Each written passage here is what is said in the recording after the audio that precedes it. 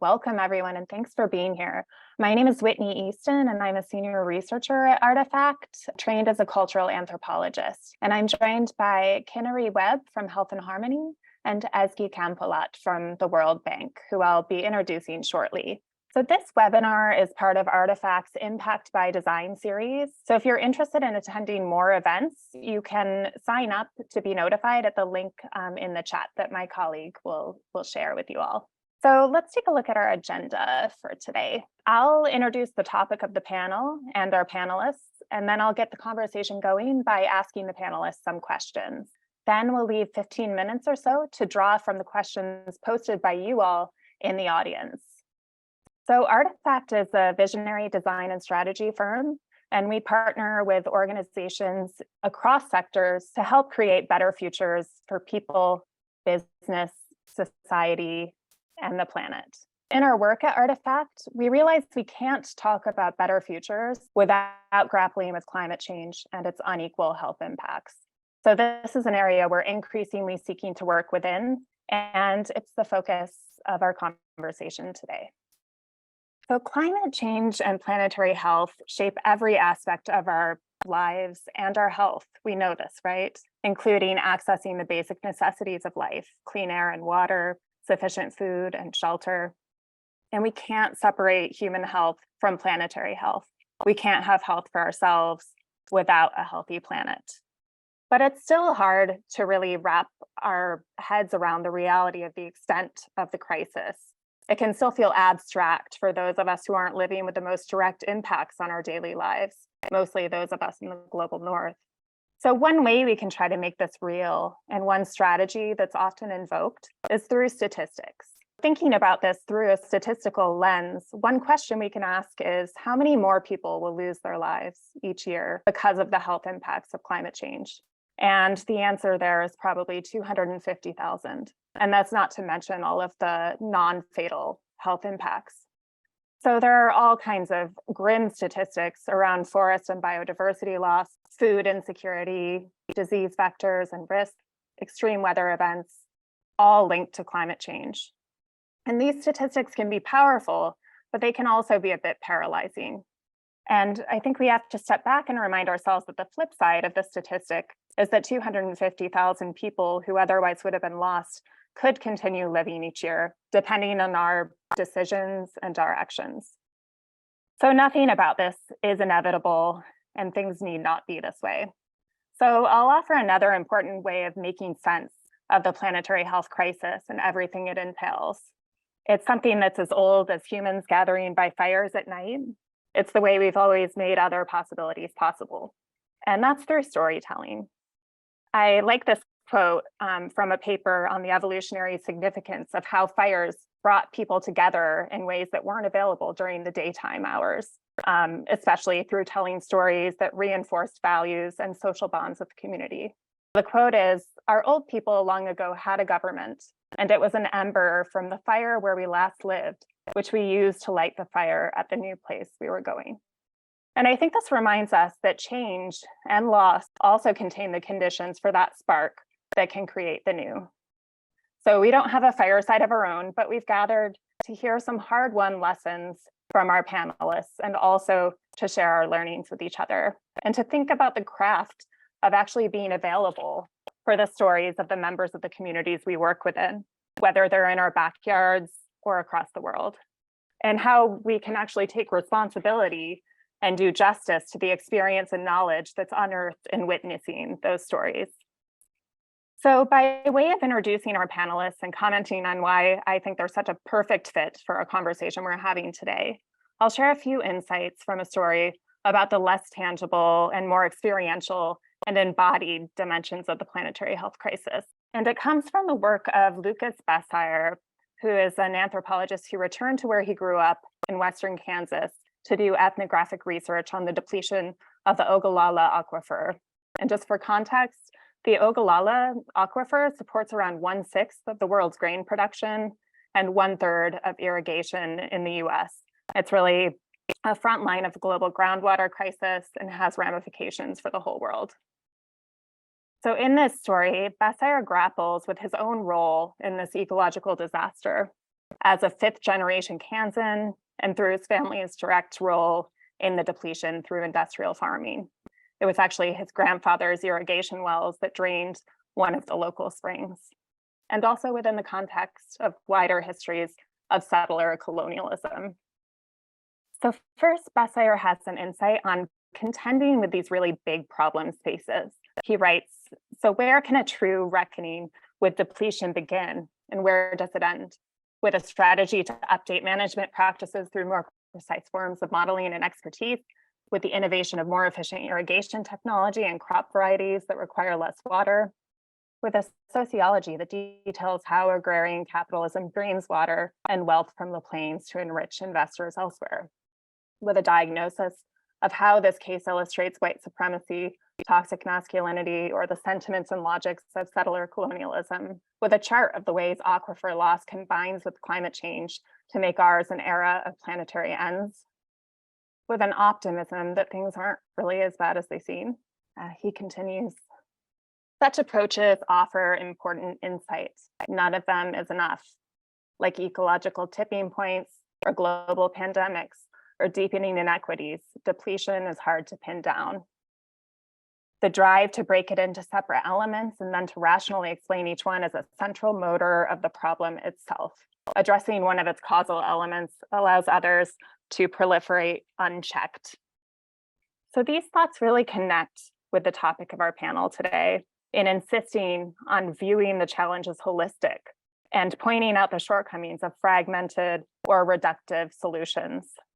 And Bessayer does himself offer a kind of solution. It's not an easy one, but it's crucial. He says, for me, intimacy is where it begins and ends. Aquifer loss is not abstract. On the plains, people do not have the luxury of confronting it piecemeal. The immense scale of depletion can be grasped only in the intimate registers by which people are forced to inhabit all of its contradictory elements all at once.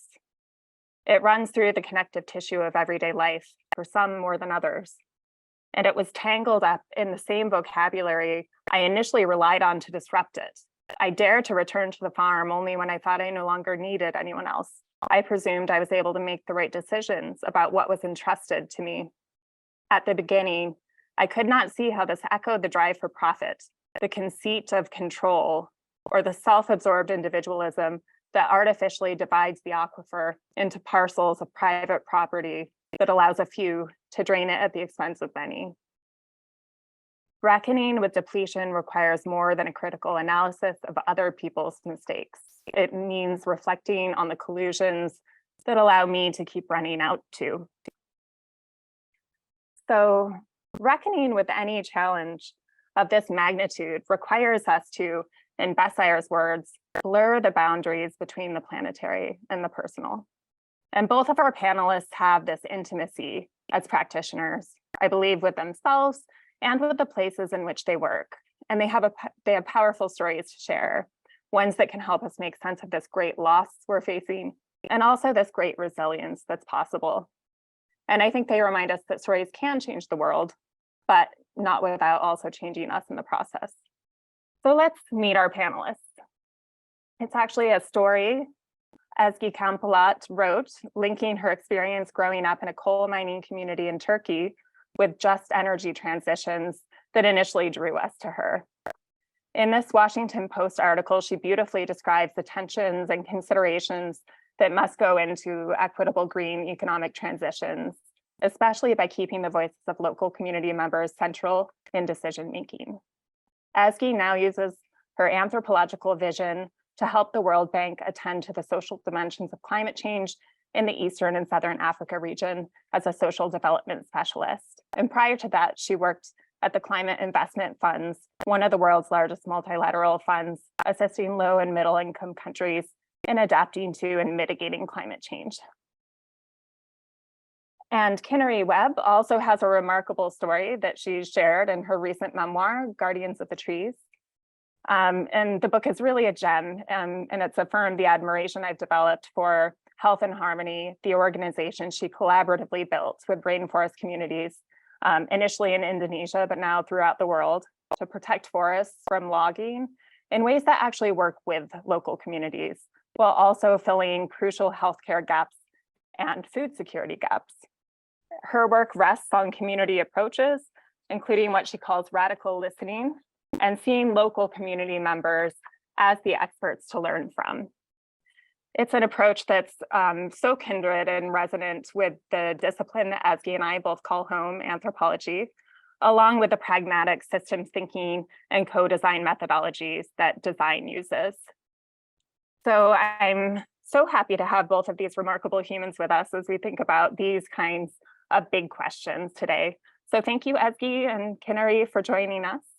And we'll start by asking, Ezgi, we'll start with you. Could you please tell us a little bit more about yourself and some of the initiatives you're leading at the bank? Thank you so much for this beautiful introduction, Whitney, and for the invitation to be part of this panel. As you mentioned, I'm a cultural anthropologist by training, and I work at the World Bank as a social development specialist, primarily working on what we call social dimensions or social aspects of climate change. I used to work at the Climate Investment Funds and also the Climate Change Group of the World Bank, and I recently transferred to Southern and Eastern Africa region, focusing on a specific set of countries in that region. So what does the social dimensions of climate change mean? I mean, as anthropologists, you know, these either climate change or other topics, we can think about artificial intelligence. There's a tendency to conceptualize this as merely scientific issues or technological issues or scientific issues that require technological solutions. But we know that these issues are deeply connected with societal transformations and shifts that will take place. In the case of social dimensions of climate change, very briefly, we look at from a kind of a climate justice point of view, how climate change impacts are not actually uniformly affecting groups, but how we know that traditionally excluded and vulnerable groups, they disproportionately bear the burden of climate change. So we try to advocate to see those differential impacts, but we also emphasize the agency, the traditional knowledges, practices of these groups, and how we can work with them as partners to co-design and co-create and implement solutions. So in my work overall, I'm advocating for both acknowledging the social dimensions of climate change, all these differential impacts, perceptions of citizens and their knowledges on climate change, how they are already adapting to climate change impacts, and how we can work together with those local communities to co-design and co-implement climate solutions. And in my work, I'm not only focusing on climate adaptation, but also mitigation. And as you mentioned, coming from a coal mining community, I work with countries like South Africa, Indonesia, to ensure that these transitions out of fossil fuels are happening in a just and inclusive manner. Wonderful, thanks, Ezgi. And Kinari, can you tell us a little bit about yourself and your work? When I was 21 years old, I went to study orangutans in Indonesian Borneo, and I spent a year in the rainforest, and I fell in love with the forest. But I could hear the chainsaws in the distance, and it just broke my heart. And I thought, what is wrong with these terrible people? Why are they cutting down the forest? But then I discovered in talking to them that actually, you know, we think a lot about the health of ecosystems as important for human health, but I was very surprised to discover the flip is also true. So communities were talking about they were logging in order to pay for healthcare. One woman told me, she said, if anyone tells you that they haven't logged to pay for healthcare, they're lying, because that is the only way to get enough money. And they're talking about, like, you know, a tree this big every single month for each woman just to pay for birth control because of the cost of transportation, including for these very remote communities. So, you know, this horrified me, and it horrified me especially when, you know, that we're losing the heart and lungs of the earth, these incredibly important ecosystems. They have half the world's biodiversity, but they're also absolutely essential for climate change. So Indonesia alone, the forests there have as much carbon stored in them as 9 times global emissions. 9 times global emissions, right? So they really, really, really matter. You lose a forest, you lose like 14 years of emissions from San Francisco. Like, it's like no joke. So So that just is like, and the forests standing are absorbing 1/3 of the carbon that humans emit every year. So why are these communities having to destroy their future and the future of our planet in order to get their present? And that broke my heart. And I decided to go to medical school. I came back, I founded a nonprofit, worked with communities, but that experience taught me that I have no clue what's going on here. And that the key element is what we call radical listening, sitting down with groups of community members and implementing precisely the solutions that they design so that they can thrive and the forest can thrive. And what we discover is those solutions are always intersectional.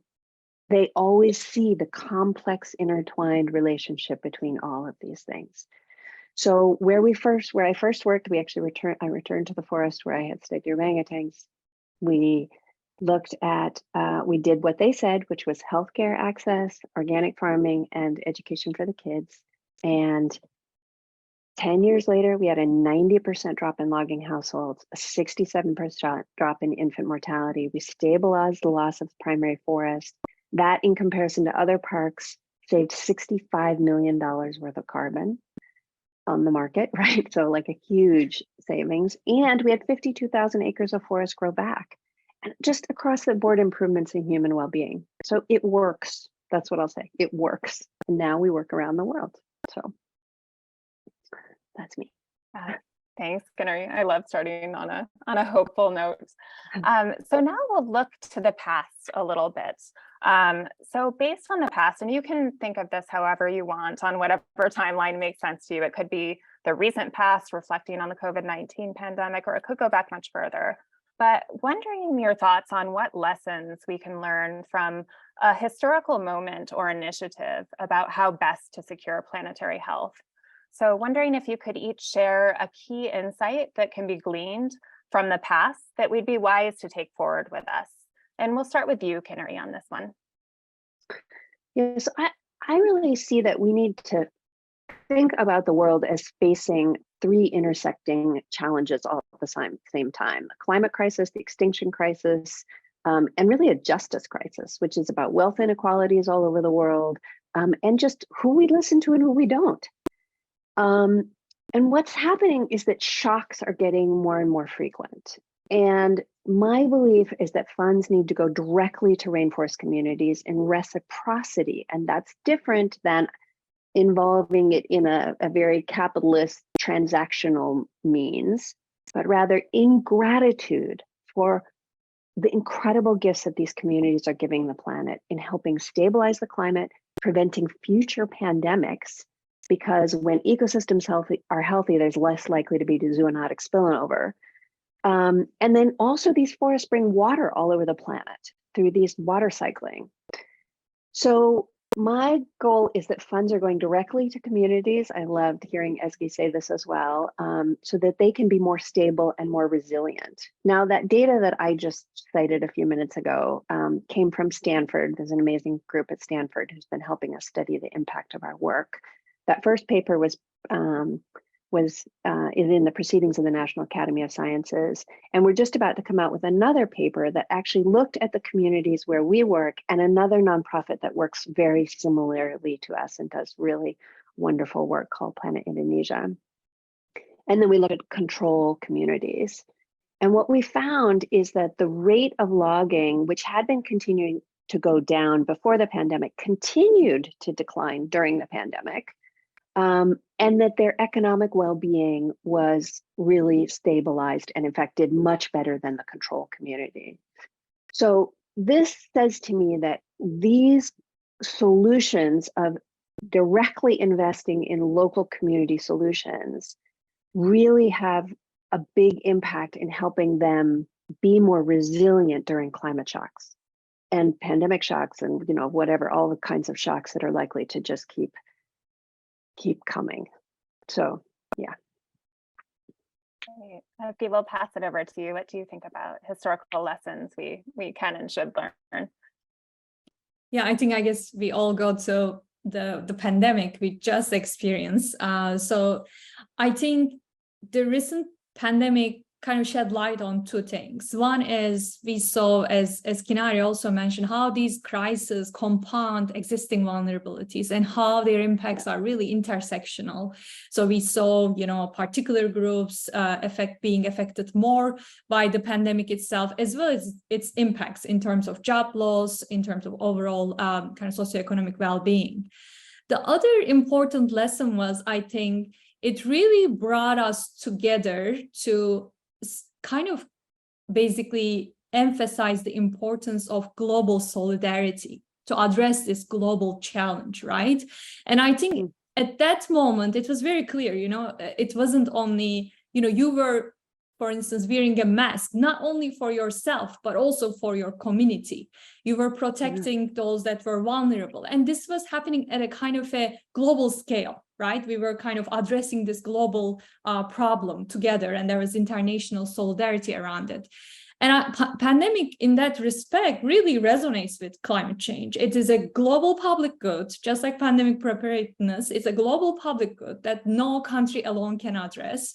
And its benefits are kind of basically are universal, and they are not limiting others' consumption. So overall, this importance of global public goods really came to the, I think, forefront and reminded us the importance of addressing these global public goods.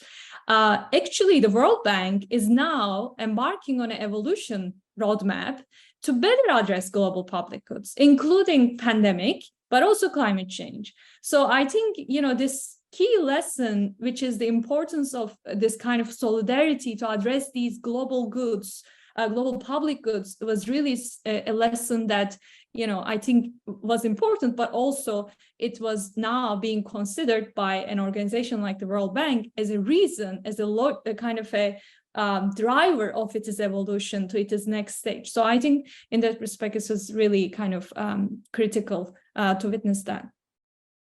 Love that. Okay, so we'll move up to the present day now. If you could look more widely at initiatives and solutions in this space that attempt to reduce the health impacts of climate change and kind of generalize, what do you think is most missing from existing approaches? What would you rethink or change? Ezgi, we'll start with you. I think in this panel, we will repeat, Kinari and I will repeat each other a lot because I also think, when she was talking about the importance of listening to these communities, channeling finances directly to these communities, these are the kind of linchpins of what we really focus on in social dimensions of climate change. But for instance, when we analyzed the social dimensions of climate change in several Eastern and Southern African countries, such as Democratic Republic of Congo, Madagascar, we saw that, again, certain groups, they disproportionately were kind of much more at risk due to these both happening and projected impacts from climate change. And these act as a kind of a threat multipliers, what we call as threat multipliers. They compound existing vulnerabilities. For instance, an example in DRC. In DRC, increased rainfall, flooding, threaten urban water quality as overflows from rivers and drainage systems. They mingle with open sewage and trash and kind of affect the water resources, as well as the rising temperature, which both impact the poor population's ability to access clean water resources. So in that respect, these impacts through that kind of non-resilient infrastructure then affects the health outcomes of these groups, urban poor in DRC worse. So through these kind of channels of exposure, they are eventually facing poorer health outcomes due to climate change. Another area, for instance, is around child health. We know that climate change can intensify the negative impacts of malnutrition and other food-related challenges on vulnerable children, making them more susceptible to disease and other health risks. And we also saw examples of that in DRC, for instance. In the case of Madagascar, and we were just talking with Kinari about Madagascar, the whole question of drought and water scarcity basically can result in declining quality of drinking water and greater food insecurity, which then again can damage health outcomes of particularly vulnerable groups, and can also basically be a major source of ill health and stunting among children. So what we see overall is that, when we look at health impacts of climate change, they are not equally experienced by everyone. We know certain groups are experiencing these more intensely. And it is important to make that case, because if we don't make that case, we can't really design nuanced, targeted approaches that really address that vulnerability and build the resilience of those that need it the most. So overall, I think these kind of stories, in a sense, that can often be gleaned from both macro level data, quantitative data, but also qualitative data. And it was through qualitative data we were advocating for these differences. So we have all these kind of disproportionate impacts. Then how should we address that, right? And I think one of the main kind of shortfalls or shortcoming in our current global climate governance system is this basically shortfall in adaptation finance. Currently, international adaptation funds for developing countries are critically lacking. So these funds, climate funds, are flowing more to mitigation and less to adaptation. And then within that larger picture, this less adaptation finance, and little of it is flowing directly to communities. Little of it is directly flowing to those that need it most. So I think overall, we need to address this gap. We need to crack this problem of global climate finance. I couldn't agree more. I mean, it's just, 1% of funding goes to Indigenous and local communities, 1% of funding. And they are the ones who are protecting forests, protecting ecosystems that are absolutely critical for the well-being of the whole region, the whole planet, right? And they know exactly what the solutions are. Their solutions are intersectional. Everywhere we've been in the world, there tends to fall into 3 big categories, but they're very specific for those areas: healthcare, livelihoods, and usually something to do with education, both for adults and kids. And we find that, when you directly implement the solutions that they know are the right solutions, why are they not implementing to them? Because they just don't have the resources to do so. Exactly like you were saying, Ezgi, these are just really vulnerable communities, and they're vulnerable because of a long history of colonialism. I mean, the resources have been taken from them, and yet these are some of the most important communities for the health of the entire planet. And so, what we do is we listen, funnel resources to them. And as you were describing this kind of like downward spiral, right, where, you have less ecosystem and sort of planetary health, that then leads to less health of the communities. They then often have to destroy their environments more to get that. They then, they just downward spiral. But what we've discovered is that spiral can go the other way, right? Where things are constantly getting better in the community. Talking to, I'll tell some stories later about Madagascar, but like being in Indonesia, people saying, look, when I designed this program, we had all these great ideas, and now look, you can see these hills.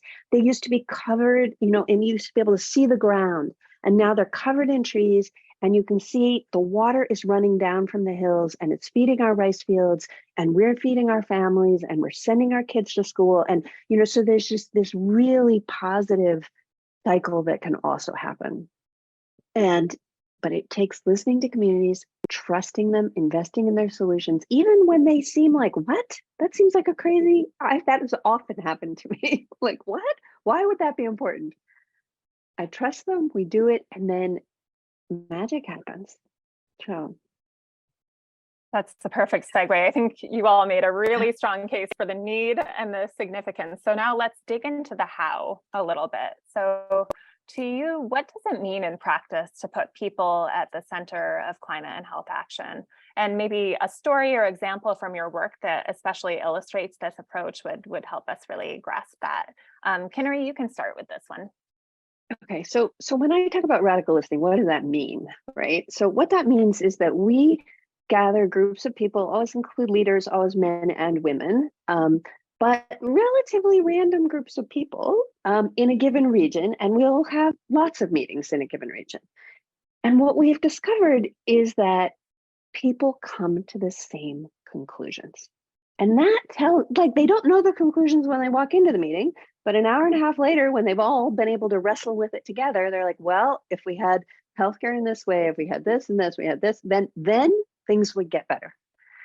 And so I'll tell a story from Madagascar. So when we originally did radical listening there, the communities identified that they needed mobile clinics, and they needed agriculture assistance, and they needed they had like very, very specific solutions. Like we needed, irrigation improvements here. We need this specific variety of rice. We need to learn this technique we've heard about. Okay, so we did that.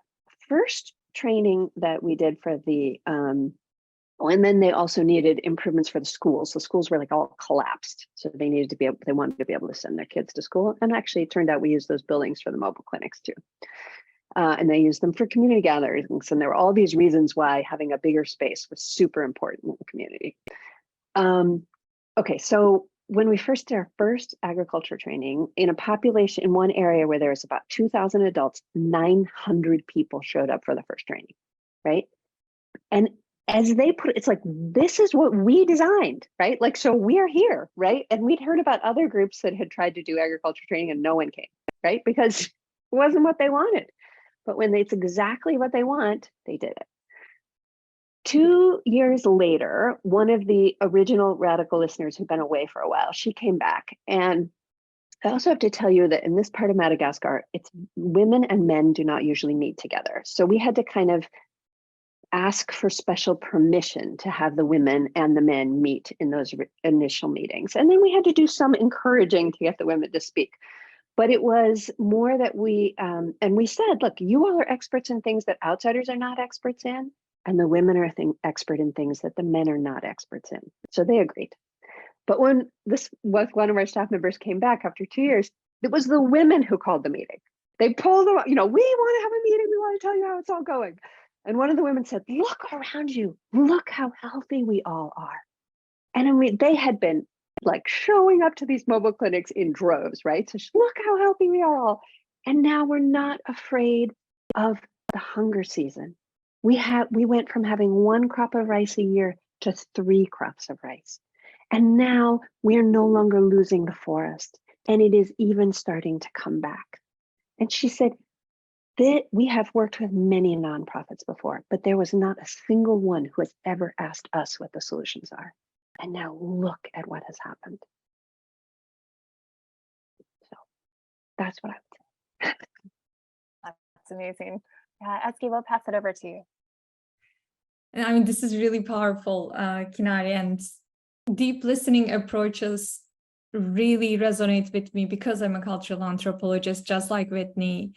And, it is unimaginable to me that we will go to locations with solutions already in our pockets and kind of implement these top-down solutions without really listening communities and their needs. So, I mean, I definitely agree. To genuinely place people at the center of climate action, we must listen them. We must engage with them.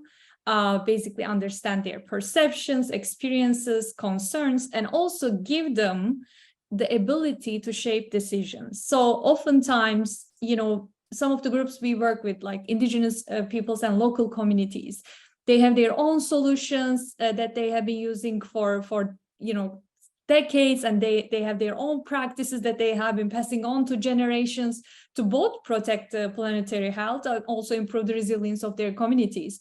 But they do not have the capacity and resources to participate and shape and influence those decisions. So I think it's also critically important that we empower them to be part of the climate decision making in general. I want to give the example of this mechanism that I get the chance to work on during my time at the climate investment funds. It's called, and I was mentioning to Kinari, this is called dedicated grant mechanism. These are not necessarily kind of big funding envelopes. They are quite modest in size, but they use locally led approaches to support conservation goals and sustainable forest management. So this mechanism basically channels the climate finance directly to IPLC communities, indigenous people and local communities on the ground to support their economic livelihood activities, their capacity needs, and help them have basically participate in the governance of this mechanism so they can shape decisions around where this money is going to go at the national level, have also a governance level at the global level to also enable them to participate in the larger climate governance. So it is a mechanism in a sense that works in a very unusual way, the way that we don't really operate in general. So despite its small size, it achieved remarkable results. It supports right now 12 countries, impacted over 200,000 lives with only a budget of $80 million, which is nothing in the larger climate finance picture, right? So this type of examples also show that, not only helping locally led solutions, community-led solutions, but also ensuring that these solutions are inclusive, right? Oftentimes the concept of community, we use community, but what does community mean, right? It means different things. It's composed of different groups. Not every group have the same decision-making power, voice in the community. So I think we shouldn't really mysticize community as such, but also look at the, kind of it is intersections, all this diversity within the community. So this DGM mechanism understood that very early on, particularly when it came regarding gender equality, because in often community-led forest management activities, women already face a lot of kind of challenges in terms of land tenure rights, access to forest resources, ability to engage in high income generating livelihood opportunities, so on and so forth. So without really addressing and understanding these different needs of women and supporting them, if the community was supported as a whole, it will further exacerbate those gender inequalities. So the mechanism actually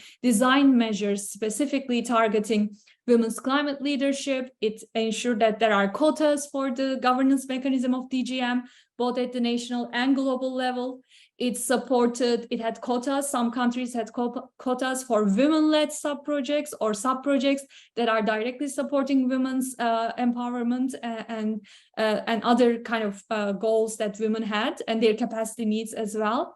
So overall, when we look at this specific, very intentional design measures, we saw that the results were kind of really showing how the program kind of supported gender equality outcomes as well. So I think that example as a whole really was something that we can do more of. It's right now at a kind of a small scale, and I think that's our problem.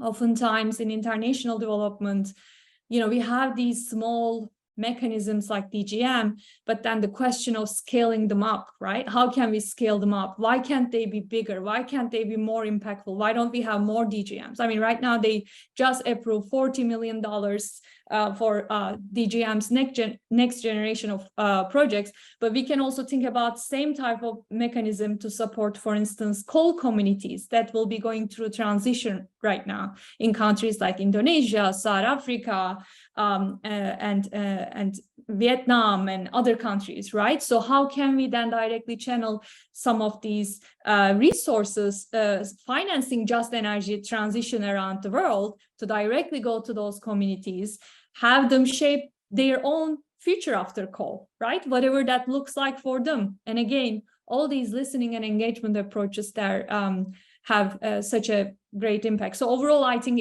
it really, really means engaging with those communities, directly channeling resources, finance specifically, and working with them as partners, not beneficiaries, to co-design and co-implement these solutions. So you set me up beautifully. So okay, so thank you for these little small things, but we need to change the way the whole system is working, right? And what I realize is that most of our global systems are not fit for purpose, right? We are thinking about human health and ecosystem health as something separate. We are not thinking about the health of the whole planet and understanding that it's one. And like you're talking about pandemic, right? We're not thinking that we're all in this together. So I actually, this is a very exciting thing that's happening. We've just signed an MOU, Memorandum of Understanding, with the Indonesian Ministry of Health to begin to completely think about this differently. And the goal is to listen to rainforest communities. These are very rural communities across all of Indonesia. We'll start with 3 pilot sites, and then actually have the communities design what the solutions are, have funding from the global north. In my perfect world, it's the World Bank giving billions of dollars, not a few $100 million, right? Or tens of millions, but like billions, right? That flows to a country like Indonesia, helps them meet the gap between what the needs of the communities are and what they're able to provide, because these communities are returning to the world an incredible gift of planetary health, and they should be honored and respected for it, and the country should be honored and respected for it, and should be given resources. And then instead of this money going as a loan, which then has to be paid back with money, what they are paid back with is ecosystem protection, SDGs, so Sustainable Development Goals of communities doing much better. And what I love about this that's so exciting is that Pak Budi, the Minister of Health, who is a just genius man, he who is completely reworking the whole healthcare system. And so when I told him about this idea, he's like, oh my goodness, let's do it across the whole country. So it's really exciting. And actually, funny enough, his number 2, the person who is like his right-hand person is Monica Nirmala, and she was the person who ran our program for 6 years in Kalimantan. So it's like this really remarkable synergy. So listening to communities, implementing their solutions, and then understanding that like ecosystem health, economic well-being, water, those are all determinants of health, and they could all be addressed in funding through the Ministry of Health to local governments, and then but with visibility, so you can see everything. You can see the impact, you can see what the communities need and want, and then make it happen. So Ezgi, let's talk about how we can make that happen. Definitely. And we have, the World Bank has a long engagement on community-driven development in Indonesia. We have actually programs supporting directly communities. The modalities of these programs, I agree, and this is a larger discussion, right? Climate finance. How much of the climate finance is going as loans? How much of them are going as grant financing, right? These are the kind of larger questions that the climate finance community has been discussing. And I think we will see more discussions in the upcoming COP around loss and damage. So I definitely agree. I think as a kind of a climate community, we need to further reflect on, do our modalities fit for purpose, and kind of, and they do not. Yeah. But the payback is enormous, right? It's just not it. But if you force it to be in money, it actually just further impoverishes these countries. So, but like, it's also pandemic prevention, right? Because when that's like the payback is uncountable. So, sorry, go ahead, Whitney. No, that's the perfect transition. Already starting to think toward the ideal future. I'm going to pause here for a minute because we're down to the last couple of minutes. And you all in the audience have the opportunity, maybe your only chance, to ask Kinari and Ezgi questions. So feel free to drop those in the Q&A area of Zoom, or if that for some reason isn't working for you, you can also put them in the chat and we'll get to them shortly. Okay, so we're going to wrap up with a couple of kind of rapid fire closing questions. So I'll ask for your quick answers to these as we close out and then move to the audience questions. So the first one is, looking to the future, what is the one thing we must do to make progress? Ezgi, we'll start with you. I feel like a parrot, but we need to boost adaptation finance, and we need to directly ensure that the finance is going directly to local communities who are on the front lines of climate change. And I would say saving rainforests is the cheapest and fastest way to make significant impact on the climate crisis, and getting money to Indigenous and local communities is the best way to do that. Awesome.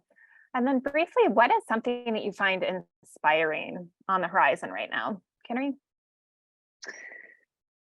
So sometimes I think about, like, our planet is like this giant tanker that's headed for a huge rock and it's going to sink, right? Like, it's, the economic systems, all the everything, it's just like terrible. And there have been those of us in the water, like, trying to push on this giant tanker for a long time, and like, well, it has felt like it's not working. But I have to say, there are quite a few signs that this tanker is starting to move. I do not know if it will still hit, the rocks, if it will turn in time. But the wonderful thing about tankers is that when they really start to turn, they can actually, it's hard to turn them back. And, the Inflation Reduction Act, I mean, that is a huge impact on this planet. The fact that Bolsonaro didn't win and Lula's in. I mean, like, this, and all the changes in Indonesia, these are very, very encouraging to me. But just a few days ago, this pact that was signed by all the rainforest countries to try and reduce deforestation, I mean, it's very impressive. So I'm hoping we're just gonna keep going. Yeah, Ezgi, where's your hope for inspiration? Yeah, I'm excited about this, to see where these discussions surrounding loss and damage will go, and I'm particularly looking to see how these discussions will play out in the next COP. I mean, loss and damage, we kind of achieved a significant progress on that during the previous COP. I don't know if you know, but there was an agreement to set up a funding mechanism dedicated for loss and damage. And for those of you maybe who are not familiar with the term, loss and damage basically means that the climate change had certain impacts that surpass our capacity to adapt, therefore incurring loss and damage. And therefore, this raises the question of how to address this loss and damages, right? And this includes the loss of lives, monetary repercussions, ruined infrastructure, particularly in the developing world. And the loss and damage discussion really, I think, puts this climate justice in its broadest sense at the forefront of our discussions. So I'm really excited to see how the next COP will further advance these discussions, and to see what's going to happen with that funding mechanism going forward. Wonderful. And this last question might be my favorite question because I'm a big bookworm. So wondering if you could have everyone exposed to one book or film related to this topic, which one would you pick? Ezgi? This is a very difficult question, but I think as a film, there are many films, but I think I will recommend the more recent one, which is called All That Breathes. It's available, I think, now on HBO. It's a documentary that's basically exploring this non-human and human relationships in an extreme ecosystem in New Delhi, and it's basically showing how the distinction is not really, non-human human distinction is kind of going beyond that, and showing how we are all part of the same ecosystem, and how that ecosystem and its pollution and impacts through climate change is kind of impacting both species. The other one I would, in terms of the book, I would recommend Self-Devouring Growth, a planetary parable as told from South Africa. This is by Julie Livingston, who is a cultural anthropologist herself. This is kind of a book is structured as a parable using the case of Botswana as a case study to illustrate the global implications of the concept of economic growth. And she introduces this concept, the idea of self-devouring growth, which basically refers to unchecked and unsustainable global pursuit of economic expansion and how it risks severe environmental devastation, kind of very briefly. But I think these are, my suggestions. Those are both new to me, so I'm very excited. Thank you. Kinari, what about you? And I'm going to recommend a book that, actually I'm going to recommend two, but one is Braiding Sweetgrass. I don't know if any of you have read this book, but I just love this book. And this book, for me, one of the most key concepts is that humans are important for the health of our planet. We're not just a cancer, right? Like humans and the natural environment work together in beautiful synergy, and we can help heal our planet. And the other thing I really love about this is reciprocity. Reciprocity is really the way that we need to begin to think about mutual gift giving around this planet in gratitude. And then I can't help it, but I am going to recommend my own book, Guardians of the Trees. Many people tell me that they get very mad at me when they get this book because they say they can't put it down. So I hope that it will be something you also can't put down. And I want to just address it in terms of one of the questions in the chat about this concept of planetary health can feel very abstract to many folks who have the buffer of a lot of resources around them. However, I hope the pandemic certainly taught us that how important the health of our whole planet is. And these, climate shocks and just the weather changes and I note this person is in the UK. If the if all the water cycling in the Atlantic Ocean changes, like this is going to affect you, right? Like no joke, this matters. And it may feel abstract, but I hope that in this book I really talk about ways that well-being of people around a rainforest halfway around the world matters to your health, and your health and well-being matters to them. And we can partner together to all of us thrive together. Ezgi, is there anything that you want to add in response to Lucy's question about this idea that, kind of struggling with the abstractness of this challenge in places in the global north? I think, the concepts, again, when we talk about deep listening and understanding local context, right? When we talk with people in global north and in those countries we work in, they do not necessarily talk about climate change as an abstract term we use, right? They do not also use other abstract terms, but they describe those impacts in their own lives, in their own language, with their own stories. So I think in order to make this less abstract, first of all, I don't think we should use these abstract concepts or like these what could appear as jargonistic terminologies when we engage with these communities on the ground, but really listen from them and then kind of get their understanding within their own language. Because the idea that communities do not know what climate change is really absurd. They already know, they have been adapting, they have been using different ways to adapt and build the resilience of their households, their communities. They have been experiencing it on a day-to-day basis. They might not necessarily define it as climate change, right? So you need to do the work of translation, I think, there, in order to get rid of the abstractness and really reach those communities that you need the most in terms of protecting the planetary health in general. Fantastic. And then there's just one more kind of short question I want to pose to you both before we wrap up here. And that's, what advice do you have for other leaders in a similar position as you, maybe not working in exactly the same way, but who are working to secure planetary and human health and well-being? So I would say look at real impact, right? So there's so much out there that purports to be doing something, but when you actually look on the ground, it's not really having a big impact. So I think look at true impact, look at the data behind it, but also look at the kind of this this bigger picture of recognizing our own colonialism, right? Like the ways that outsiders think they know better, as opposed to truly just listening to communities and supporting their solutions and in gratitude for what they are already giving to the world.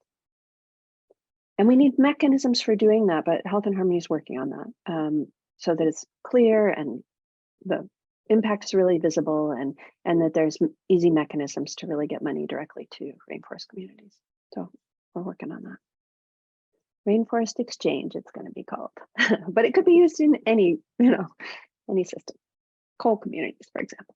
Exactly. I agree. I think this connecting with the like-minded leaders in the space is really important. I mean, this panel itself, I think, is a testament to that. Like, I didn't know Kinari before. Now we opened up this space. This connection is established. We are connecting with all the audience that joined us today. We are a larger community, and more people are now working in the climate change space. There are a lot of initiatives actually to have people climate skills so that they can work in climate jobs. So this is going to only increase. I think we need to connect with the larger community, engage in those discussions, and proactively search for and seize opportunities, right? And also the ability to work with our colleagues who might be not necessarily know, let's say, the social dimensions of climate change, or deep listening approaches. They might be an economist, they might be a water engineer, they might be from a different discipline. I think by breaking those silos and advocating for the importance of why these issues matter. And they matter not only because they are the right thing to do, they have an intrinsic value, but because it's going to make climate action much more effective. If you try to phase out coal, if you try to close down coal-fired power plants without engaging communities, without understanding impacts, without enabling them voice and agency, that's going to backfire.